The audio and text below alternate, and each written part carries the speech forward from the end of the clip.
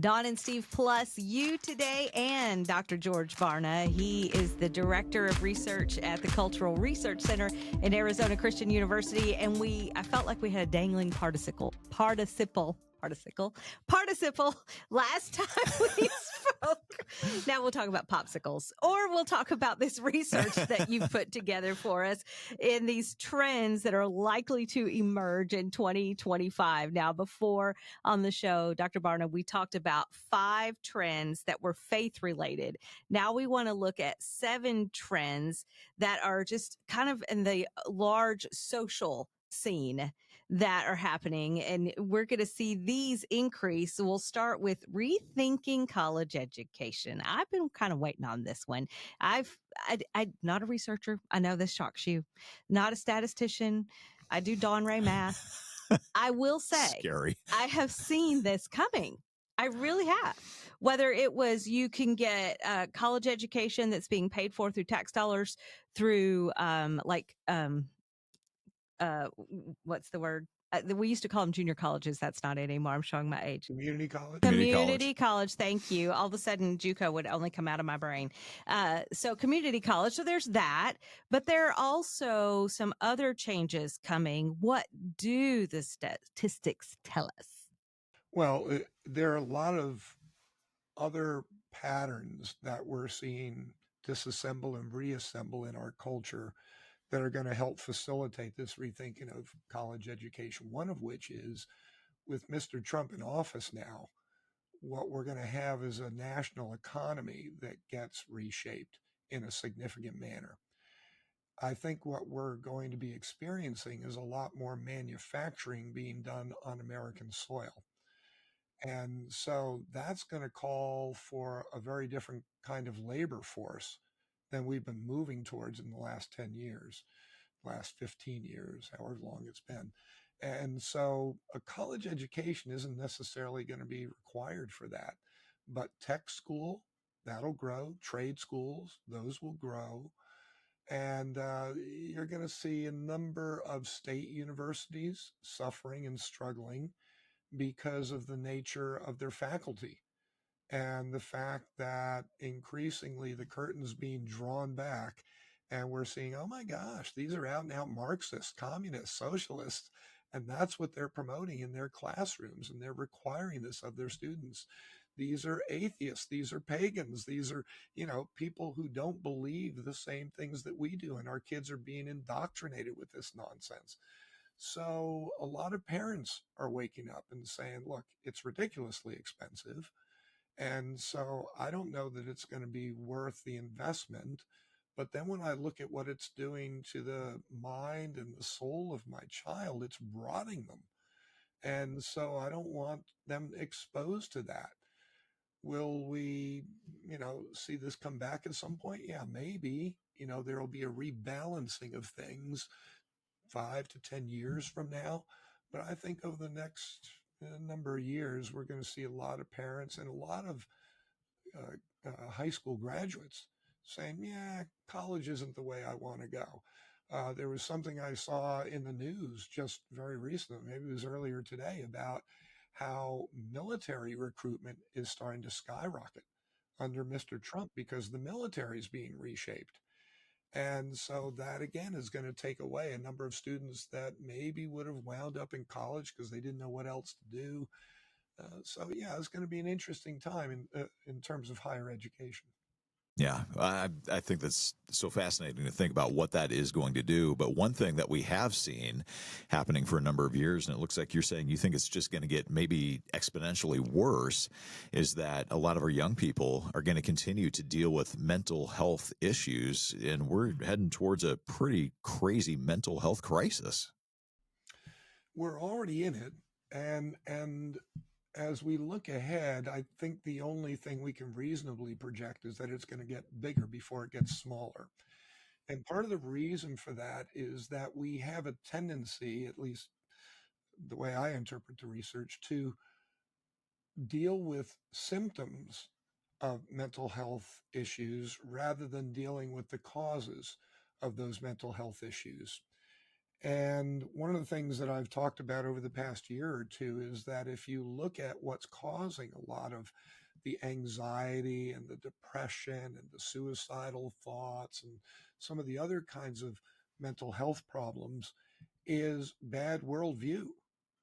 Because you start thinking about, well, what would cause somebody to be depressed? My goodness, if I thought there was no God and I'm in charge of my world and I'm the only one that knows truth and the best decisions are always going to be made by me by definition, oh my goodness, yeah, I'd start popping pills too. So I mean, yeah, of course that's going to cause deeper and deeper problems. The farther we get away from God, the farther we get away from truth, the farther we get away or distance ourselves from his plan for our lives, all of that is just going to contribute to deeper, broader, more extensive mental health problems. We look at loneliness, and what technology is doing to relationships in America. And that loneliness is one of the major contributors to all of these kinds of mental health issues.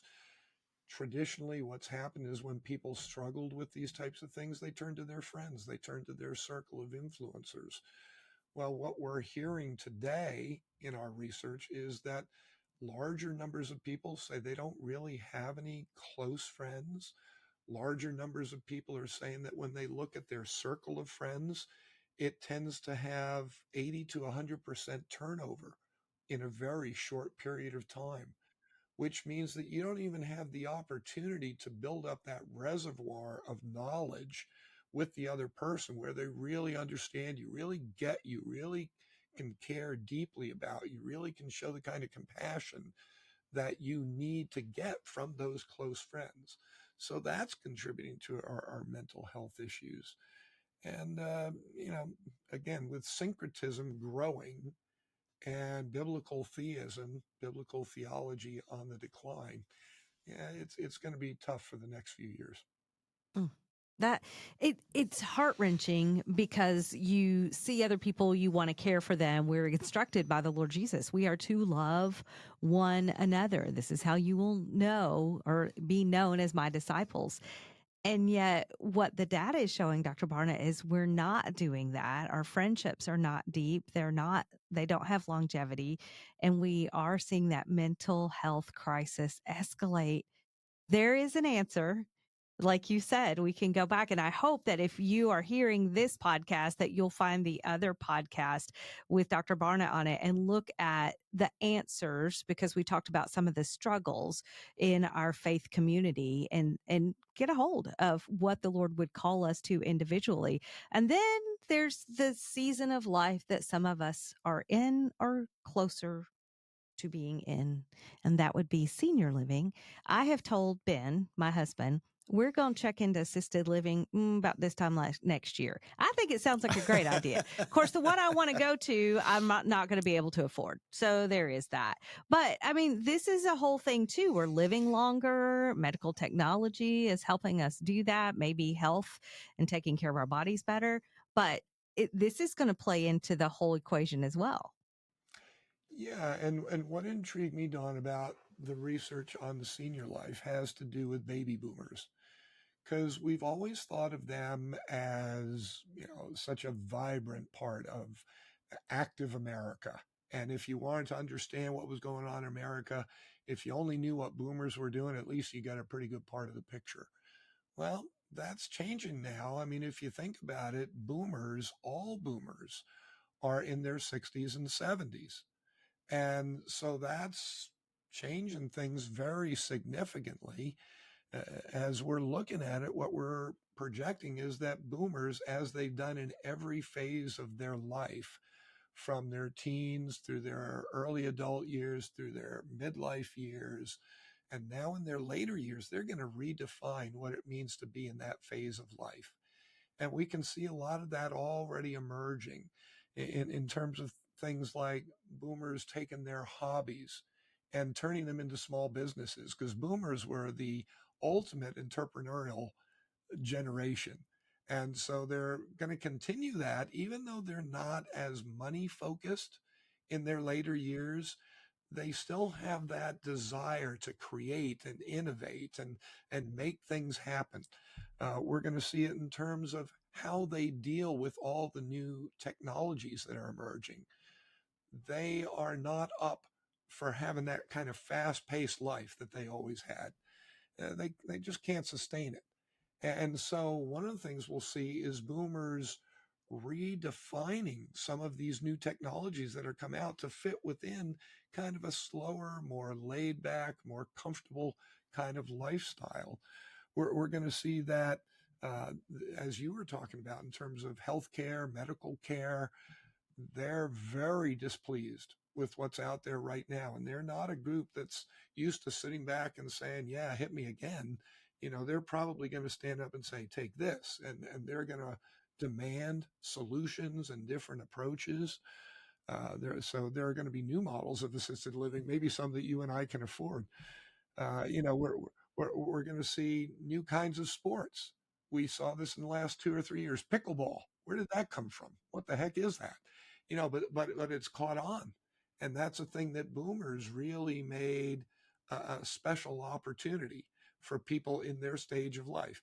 I think we're going to see some more of that kind of action with sports, with music, with entertainment, as they impose their taste coming from a different pace of life into what America is going to be experiencing in those dimensions.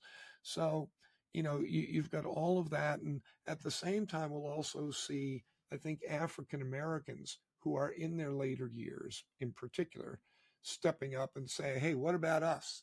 It's not just about the white guys over there who have the big numbers, but we shaped a lot of the trends earlier in our lives, whether we look at music or entertainment or sports or whatever it is.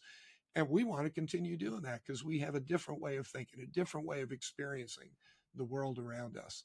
So, don't sell the African American community and the Asian community and the Hispanic community short when we're talking about the reshaping of the senior years. Fascinating to think about what that might end up looking like. But as we think about reshaping things, politics is certainly one of those areas that we have the potential to reshape tons of different things. And you're saying, I think the political conversations might be altered a little bit here. How might that change? For better, for worse.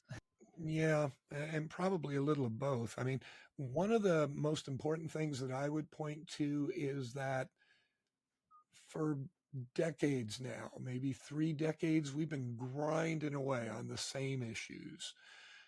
Abortion, economy, I mean, you can pick 5 or 6 different issues. And what we're seeing in the research, we started to see it 3, 4, 5 years ago, but it's really coming to a head in some areas, is that people have issue fatigue. They don't want to hear about those issues anymore. It's like, yeah, yeah, yeah, they're a big deal. They're important. We elected these people to deal with it. Let's talk about some of the things that also need to be dealt with that nobody's talking about. So I think what we're going to see, particularly with the kind of election that we just came through, that there's going to be a new slate of issues that are put up for people to think about. And right now, you can see the early stages of that grinding process within the political mechanisms to try to figure out, but what would that be? What do we have to say? What could we do? And the people have one agenda, elected officials have a different agenda, elect me again. So we're still going to see that kind of conflict. But I think a lot of the issues that didn't work, particularly for the Democrat Party in 2024, there's going to be a new breed of leaders, I think, that are going to be able to burst through and say, look, the tired old stuff hasn't worked. We've got to win young people in particular. They were unimpressed with us and the issues that we were talking about them and how we talked about them and who we put up as the people that should be representing them. We've got to come to this differently. So in that sense, I've been involved in political elections for 50 years now as a pollster, as a campaign manager, as a strategic advisor. I think it's kind of an exciting time because uh, between what Mr. Trump is doing and how he's reshaping the political scene, between what the Democrats have to do to remain a vital part of the political scene, yeah, I mean, it's kind of a cool time to watch what's going on. Do you think the Republicans will see that too, though, in the next few years? It seems like both parties are going to have to recognize what you're talking about. I would hope that they both would. I would not place a bet on it because one of the things that is most likely to create change is pain. And in politics, pain is losing elections. When you win elections, you think, oh, look, we've got it figured out.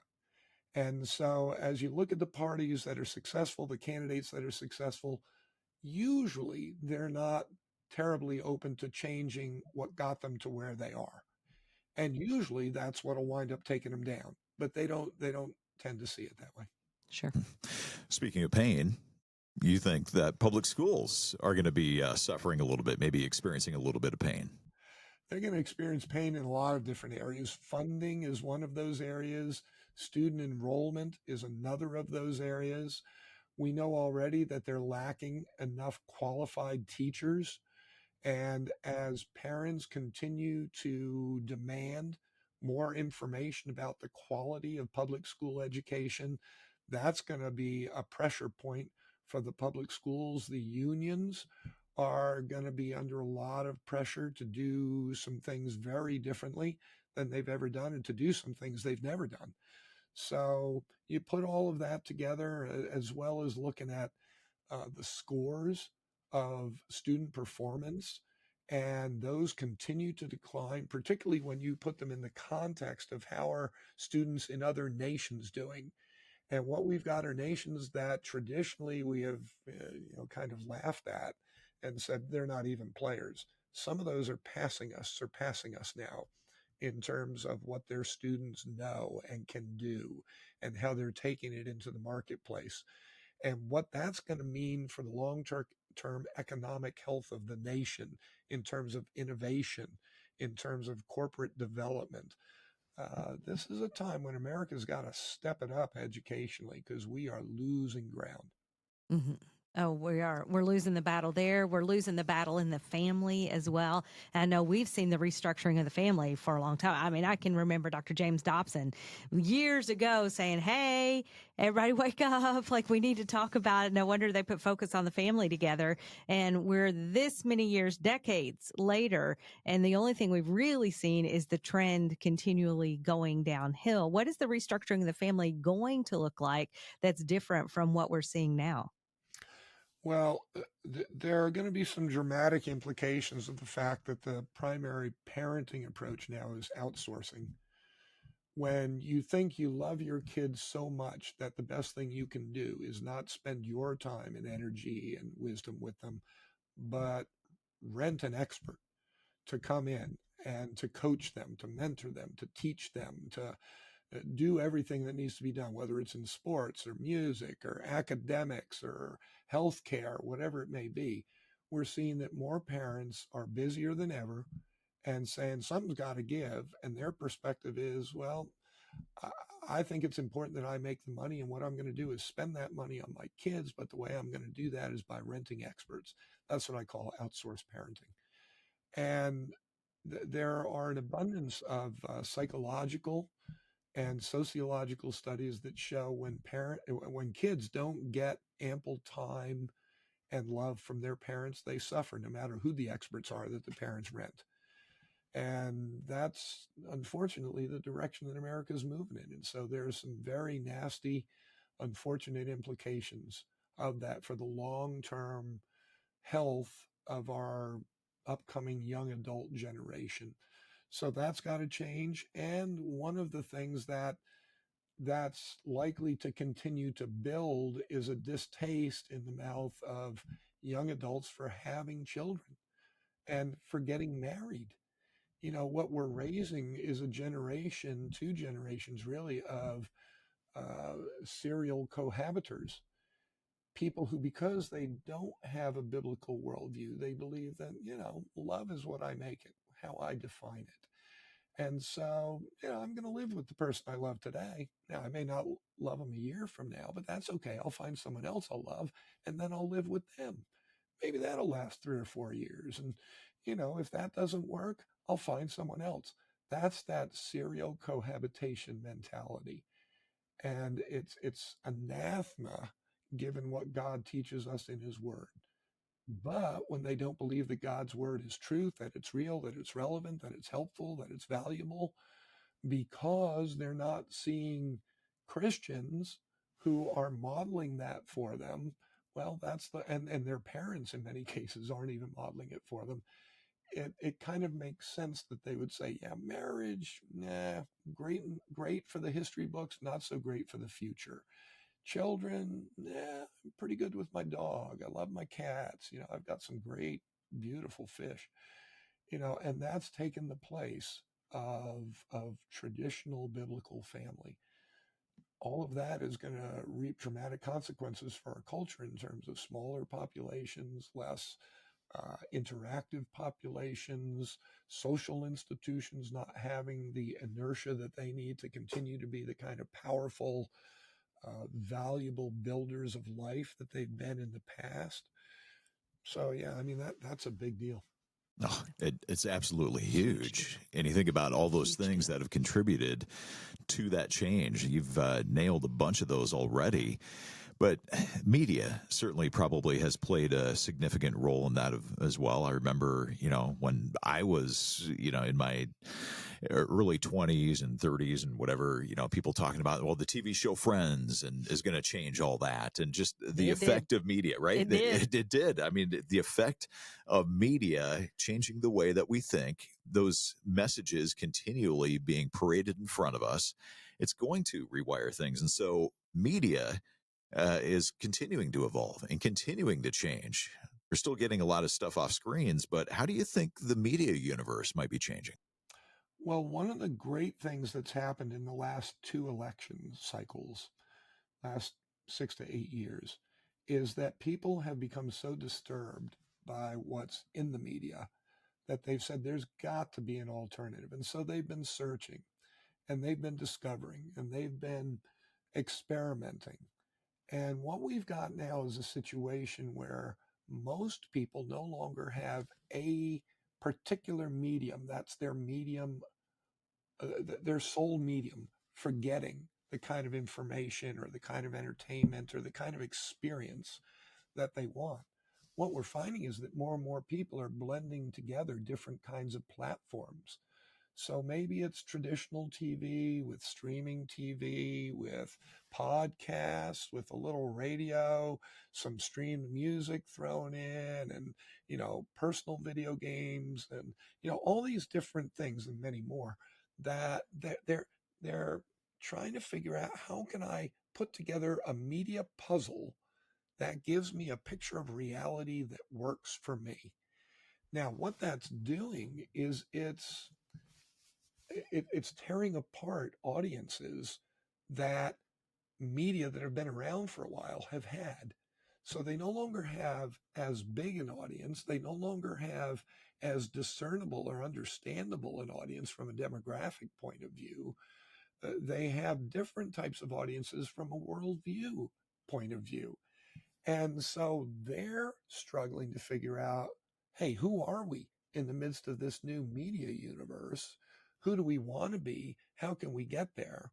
And so one thing that we're starting to see emerge is that a lot of the large media corporations are recognizing this. And so they're starting to gobble up a lot of the smaller players and put them together in different fashions to try to come up with a whole new idea for what their media platform, media network is going to look like.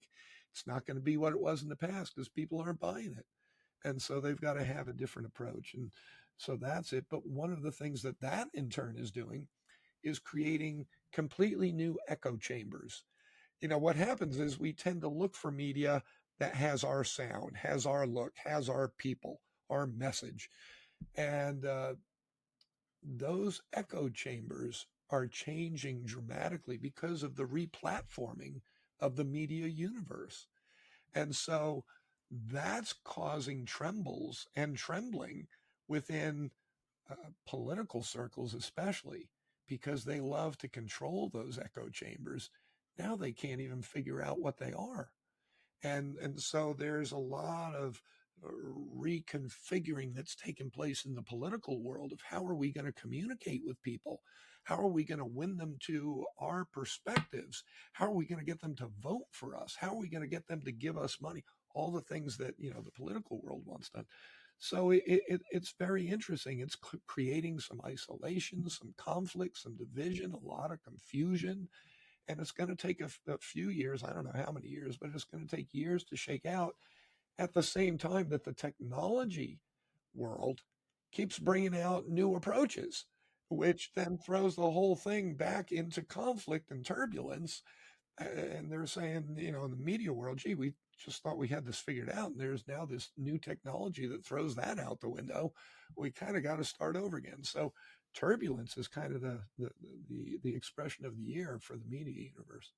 You remember when our kids were little and folks like Focus on the Family and other family organizations would say, like, pay attention to what your kids are watching online and make sure you're sitting with them. And now, like, all that feels completely out of your hands if your kids have, and even if you don't give them technology, like somebody at school or somebody in their circle of influence will show them something because that child does have technology, and you just feel as a parent defeated. And then comes AI, Dr. Barna, in this reconfiguring of technology. What do you think AI is going to do to the whole thing? If I knew, I'd be a rich guy. I wouldn't be hanging out with you guys. All I can tell you is I mentioned that the whole reconfiguring of the media universe is a little scary, but the scariest part of all, I think, probably is AI. The guy that's considered kind of the grandfather of AI recently left Google, saying that, you know what, I don't want to be part of this anymore because it's right now out of control. They don't understand what we're creating. We don't understand what we've created. It is taking on a life of its own. We can't really control it in some respects, but in the future, it's going to be completely uncontrollable because the way that information is moving through some of these neural networks that they've developed, we don't understand how it's interpreting and responding to that. It's not what we thought it would be. And so that's abundantly scary. Now, listen, when the guy who helped to create all of this in the first place is saying, run, that's a time when you got to say, okay, we've got to maybe focus more attention on how we're going to rein this in so that it doesn't create the kinds of problems that he's scared might happen. I just want to say, did you not pay I, attention to all those movies in the right. 90s and early 2000s? Was What it AI was going to do? Yes. Will I Am or whatever. We've had movies telling us this is coming forever. Yes. But Hollywood knew. Yeah. Knowing is half the battle. Then living it out is another part of that. And so thinking right, thinking clearly, and then living that out is what we're called to do as followers of Christ. And you've been studying that for a long time, Dr. Barna. Keeping us up to date on what we are thinking with our worldview, and then how that thinking informs our behaviors and our actions. And if you want to find out more about some of what we're talking about and a whole lot more, I want to encourage you to check out the Cultural Research Center at Arizona Christian University, where Dr. Barna serves as the Director of Research. We'll link you to that in the show notes. Certainly encourage you to check that out, as well as to like and subscribe to the podcast on whatever platform you've connected with us on. And Dr. Barna, thank you for being our plus one today. Gosh, thanks for having me back. It was fun.